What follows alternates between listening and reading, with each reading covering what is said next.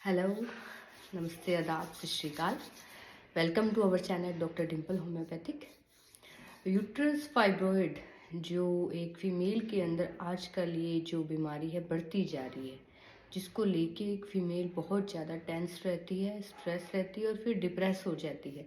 तो सबसे पहले तो हर फीमेल्स को, चाहे वो उसके बारे में मतलब एजुकेटेड है या नहीं है ना, उसको ये जानना बहुत ज़रूरी है कि फाइब्रॉइड क्या है। ठीक है, फाइब्रॉइड क्या है? वैसे तो ये नॉन कैंसरस होता है, लेकिन आगे जाके ये कैंसर का रूप बन सकता है। तो अपने इसमें मतलब 100% श्योर नहीं होते कि ये कैंसरस नहीं है। तो कई जैसे ही फाइब्रॉइड होता है तो उसको यही मानते हैं कि निकाल दें, लेकिन अपनी को सबसे पहले उसकी नॉलेज होना बहुत ज़रूरी है कि वो जो फाइब्रॉइड है वो कहाँ है, इंट्राम्यूरल है, सब म्यूकोसल है या सब सिरोसल है। अगर इंट्राम्यूरल है वो तो वो मस्कुल यूट्रस के जो मसल्स है उसके अंदर है। सब म्यूकोसल है तो वो यूट्रस की जो वॉल है उसके अंदर है, और अगर सब सिरोसल है तो यूट्रस के वो बाहर वाली साइड है। और अपने को नंबर सेकंड ये चीज़ देखनी है कि उसका साइज़ कितना है। अगर 1 to 5 सेंटीमीटर है तो नॉर्मल है, वो मेडिसिन से रिमूव हो सकता है। अगर 5 to 8 सेंटीमीटर है तो उसका मीडियम साइज़ है, और 8 से अबव साइज़ है सेंटीमीटर से, तो अपने को उसको सर्जरी करवानी ही पड़ेगी। लेकिन उससे पहले अपने एक बार मेडिकेशन से उसको ट्रीट कर सकते हैं। तो इसमें अपने जो फीमेल्स हैं जो घर पे रहती हैं उनको वो अपने आप आइडिया लगा सकती है कि अपने को कैसे पता चले कि अपने फाइब्रॉइड है क्या। वो कई बार डॉक्टर्स के पास जाने से हिचकिचाती है। तो एक तो क्या होगा, आपके नीचे वाले पेट साइड में पेन रहेगा, हैवीनेस रहेगी, एसिडिटी बनी रहेगी, बार बार आपको यूरिन पास होगा, और ऐसे लगेगा कि आपका जो ब्लैडर है, यूरिन ब्लैडर, वो भरा हुआ है।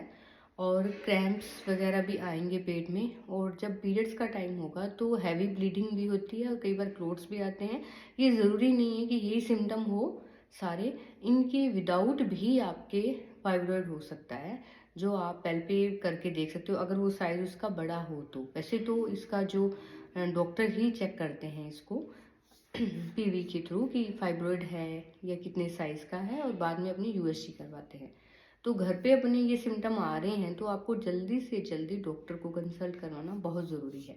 ये नहीं कि आपने किसी ने बता दिया कि भाई तेरे तो फाइब्रॉइड ही होगा, ऐसा ऐसा हो रहा है, मेरे साथ भी ऐसा हुआ था तो तू ऑपरेट करवा ले। ऐसे नहीं, पहले अपना जो डायग्नोज है वो फिक्स करो। पहले जाके अपने आप चेक करो कि मेरे फाइब्रॉइड है क्या, मेरे हमेशा ही हैवी ब्लीडिंग रहती है या बीच बीच में आ रही है। कभी कभार तो देखो ड्यू टू हार्मोनल प्रॉब्लम अपने ऐसे सिम्टम आ जाते हैं, तो इसके बारे में कभी ऐसे टेंस नहीं होना चाहिए।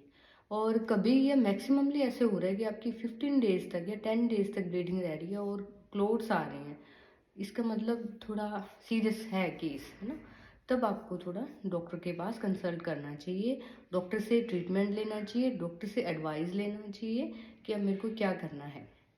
ये दो हार्मोन जो एस्ट्रोजन और प्रोजेस्टेरोन होता है उसकी वजह से ऐसा होता है। और जैसे जैसे अपने मीनोपॉज आता है, मतलब जब अपने पीरियड्स वगैरह बंद होना स्टार्ट होते हैं, तब अपने जो एस्ट्रोजन लेवल है इसका कम होने लगता है। तो ये अपने आप कई बार ऐसा होता है कि श्रिंक हो जाता है, लेकिन जब इसका साइज छोटा हो तब। और ये हर केसेस में ऐसा नहीं होता है। इसके पॉजिटिव फैक्टर्स जो हैं जीन्स के थ्रू आता है, हार्मोनल में प्रॉब्लम है तब आता है। और जो रिस्क फैक्टर्स है ना इसके, तो ये अगर आपकी सिस्टर या मदर किसी को है तो उसमें चांसेस आप में ज़्यादा बढ़ जाते हैं। और या जो मतलब रेड मीट या बियर ड्रिंक, कोल्ड ड्रिंक या हैवी जो डाइट लेते हैं उनमें भी चांसेस बढ़ते हैं यूट्रस फाइब्रॉइड के। और सेकंड थिंग, जिसमें विटामिन डी की कमी होती है। आजकल विटामिन डी की कमी लगभग हर फीमेल्स में है और सभी में है, मेल में भी। तो विटामिन डी की कमी की वजह से भी फाइब्रॉइड हो सकता है आपके। और या फिर जिसकी प्यूबर्टी एज है, मतलब जब मेंसेस आपके पीरियड स्टार्ट हुए थे वो 10 ईयर से पहले स्टार्ट हो गए हैं, तब भी इसके चांसेस बढ़ जाते हैं। और अगर अपने और ज़्यादा डीपली जाएँ तो कई रेशियल फैक्टर्स भी होते हैं, जैसे ब्लैक्स में ये ज़्यादा ग्रो करता है और वाइट के कंपैरिजन।